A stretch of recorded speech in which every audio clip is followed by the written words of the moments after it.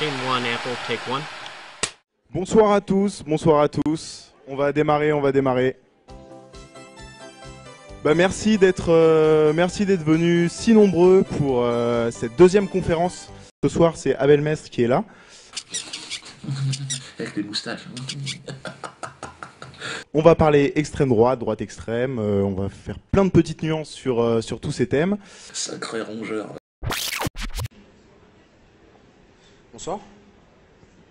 Alors j'aurais une question sur une extrême droite qui a été évoquée très rapidement, mais vous n'avez pas trop développé dessus, on s'est surtout concentré sur le FN, c'est-à-dire celle qui tourne autour de Dieudonné, Soral, égalité, réconciliation, autrement dit.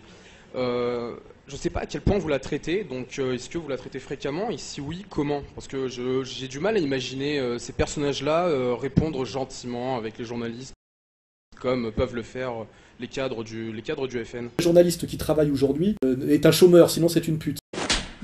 Effectivement, c'est totalement différent. On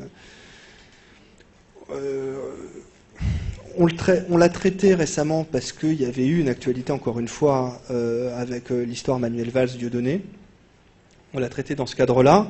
Avec Caroline Monod, nous, on a fait une enquête sur les finances de Dieudonné qui était loin d'être très claire. Voilà, on l'a traité de cet angle-là parce que là, pour le coup, on considère que Dieudonné et Soral cherchent absolument à faire parler d'eux. D'ailleurs, ce qu'ils cherchent, c'est les clics YouTube. Voilà. Et quel message politique ils font passer Va te faire enculer. À part des délires conspirationnistes, Antisémite, etc. Je vois pas trop le sujet. T'occupe pas de ça. Regarde, suis mon tentacule plus loin, il est plus là. D'ailleurs, là, c'est une vraie interrogation.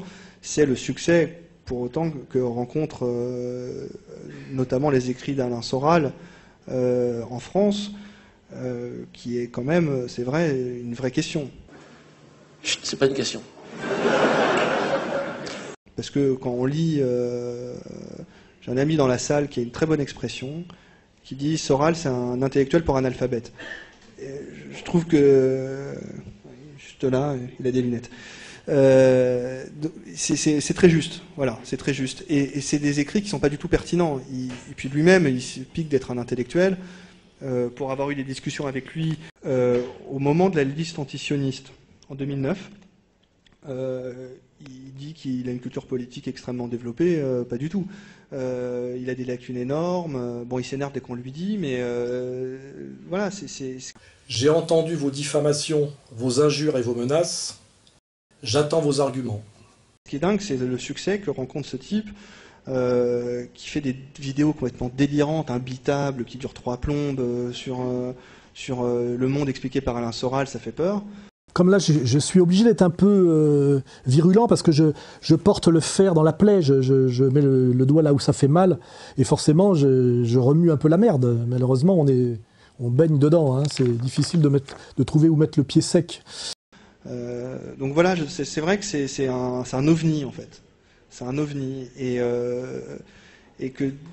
l'affaire Dieudonné a révélé une chose, c'est vrai, c'est qu'on a vu que son noyau de fans qui n'a pas réduit depuis l'histoire Forisson, pas du tout. Ouais. Monsieur Forisson, il suffit de regarder ce documentaire, est tout sauf un dingue d'extrême droite racialiste sanguinaire. C'est un honnête homme qui a voulu faire de l'histoire honnêtement sur un sujet qui l'a intéressé sans doute au début par hasard, et qui finalement a voulu prolonger le travail de vérité de Racinier, hein, et qui s'en est pris plein la gueule par des salopards qui savaient très bien que Forisson disait la vérité, et que c'est parce qu'il disait la vérité qu'il fallait non seulement le persécuter, l'humilier, etc., mais faire voter une loi d'exception en France pour empêcher des historiens de travailler sur un seul sujet, qui est la période, effectivement, de la domination nationale-socialiste allemande sur l'Europe. Voilà. Donc c'est ça le vrai sujet. Et tout combattant de la liberté, tout honnête homme, doit s'offusquer de la persécution du professeur Forisson en France et se battre pour l'abrogation de la loi Guesso. Là, il a continué à remplir des salles, à vendre des DVD, et même à appeler aux dons pour payer des amendes. Ce qui n'est pas légal. Ah merde. Donc voilà, je suis un peu désolé, mais c'est vrai que sur Dieudonné et Soral, Moi, j'y trouve pas intéressant.